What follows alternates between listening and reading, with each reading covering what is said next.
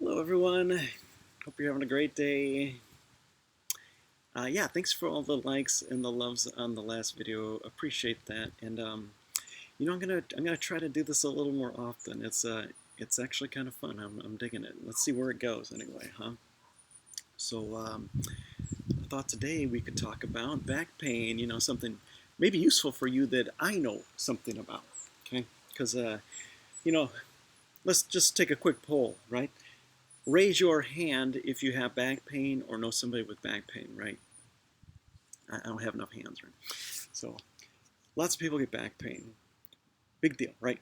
How do I get out of it? That's the real question, or the real thing we want to talk about today. How do I get out of my back pain? Well, depending on how you got that back pain, it's going to vary. Probably going to vary. But let me give you some information about back pain and how it happens. And I think with that insight, to arm you with that insight, will help you make better choices or good choices, accurate choices with treatment for your back pain. Okay, so this is coming from someone who's been treating back pain for many, many years. Probably, let's see, probably close to 2 decades, about 2 decades, somewhere in there. And I'm just going to tell you what I know, what I've learned, and some of the things I've seen over the years that are relative to helping you and people you know and care about get out of back pain. Okay, so to really understand the roots of back pain, you have to kind of be a little bit familiar with something called connective tissue. Okay, so connective tissue is the stuff that is basically encasing everything. All right, it's and it's wrapped around your muscles. Your muscles are basically made of this connective tissue, collagen skeleton, and then you got this red jelly stuff in it. Okay, your tendons, your ligaments, that stuff is connective tissue. This stuff is wrapped around your bones. It's called periosteum when it's wrapped around your bones. It's encasing your entire nervous system. We call it epineurium when it's encasing your nervous system. Okay, it has lots of different names depending on what it's wrapped around. But in reality, it's just connective tissue, just collagen. But the reason it gets its name connective tissue is because it's actually joining everything together through this vast network of collagen fibers. Okay, so it's joining the heart to the foot, in a sense. It's joining the brain to the toenail, in a sense, right? It's something. It's basically like a skeleton for the cell framework of your body. Can you imagine how intricate that is? And it is, yes, that intricate. Okay. So let's just look at my shirt as connective tissue. Okay, we're going to say this is a superficial layer of connective tissue. Injury, tension over time. This is what happens to your connective tissue network when it's subjected to like injury or something like that, or chronic tension. It kind of twists and molds. And we call these things knots. This is what you feel like when you're pressing your buddy's back or your wife or husband's back, and you feel that it just feels like a knot, like a ball, like a rock in there sometimes in some cases.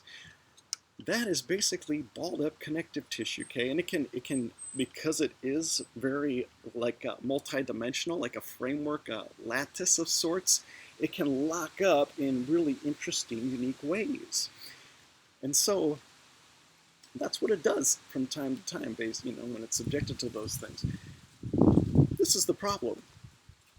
If it stays here too long, or it builds up too much, it starts to pull the joints out of alignment. Can you see that? Like, I'm just twisting this guy right. Let's do it more here. Maybe this is better. Can you see how it's acting on my shoulders? Can you see that? Can you imagine how it's going to affect my back? Can you imagine how that's going to affect how I'm standing? Can you imagine the weight distribution through my leg? The knees, right? People's knees go bad. They're standing off balance. Now the pressure's on the knee joint, right? Chronically, they can't get away from it, right? When they're standing, maybe when they're sitting, they can get away from it, but eventually that will go away at some point too, if these problems persist, that is. So we got this knot right here, right? It's pulling our joints out of alignment, and this knot here, this guy can take a while to get to this stage. Might take it 5 years, 6 years. And it's so slow that most people don't see it. The way you know you got one of these, or a lot of these, is you go and you try to touch your toes one day and you realize you can't do it anymore because you lost so much flexibility. So to get rid of that back pain, requires a few things. Could require more, but this will probably be part of the equation. You got to get rid of this tension, okay? And there's a specific way to unwind it. So, contrary to popular belief, you can't beat, smash, crush, hack, beat up these knots to get them to release. Because this is why. Let me tell you why. That knot is connected to your entire body in some unique way, okay? It's interwoven into your psyche in some way. So you have to do like a certain level of processing psychologically before that tension will just naturally let go, okay? It's like, here, let me give you another analogy, okay? It's like having a computer and the software part, right? And then there's the hardware part, right? So if you wanted to delete a file off your computer, would you take the back off the computer and just start ripping the circuits off? Probably not, right? That would be the equivalent of like trying to beat this thing out, okay? It'd be like that, right? You would go into the programming, right? You'd load up your Windows or program or whatever, get into your Microsoft Word thing, and then find the file and delete it, right? That's how you do it. That's kind of how this thing has to be taken care of, okay? But the mechanisms are a little bit different than a computer. It goes by like pressure gradients because your computer is a very digital device, but you as a human being are a very analog device, and that's what makes it really interesting, really cool, is that the body is very analog. So that's how that tension gets built up in your body. Well, not how it can get built up in your body in many ways. We'll talk about that. But that's how the tension in your body can affect your joints. And then in the situation of your back, right? So here's your spine. We'll say it's your spine. When you get a lot of tension in your back, it's going to pull down like this, okay? And it's actually going to lock your spine down and kind of make it a little bit less flexible. You'll lose a range of motion in your torso to move around, okay? You'll lose that. And you lose it because there's compression building. There's compression building, right? Because the more compression here, every time you move, that's going to create a little bit of compression too, right? So you don't want to put too much compression, so your body will kind of cap your movements a little bit to some extent.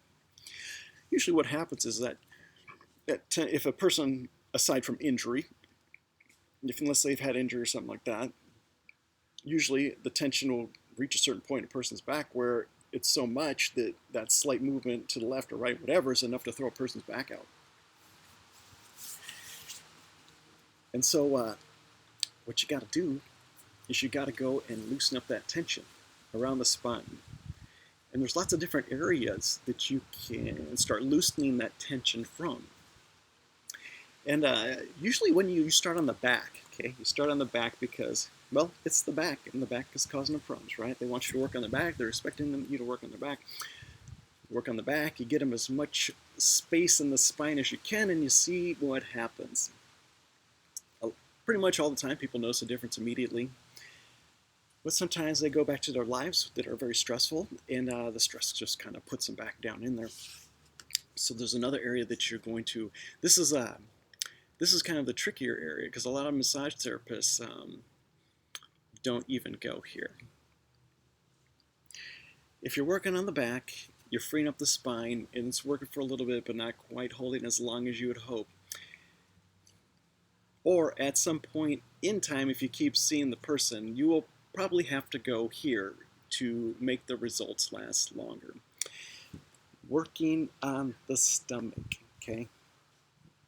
We don't really think of us getting knots in our stomach so much, but you go digging around in there and you'd be surprised how many knots are in there, and these knots are affecting your lower back. So if you especially have lower back problems, chronic lower back problems, maybe have somebody work on your stomach ab area. A lot of times, if you have somebody that's kind of savvy to this, they might ask you to work on their psoas, which is a muscle lining, it's up against your spine, lower part of your spine, and it's responsible for 90% of the act of lifting your knee up. So if you were to stand on your foot and lift your knee up, you're using about 90% of your psoas muscle in that case.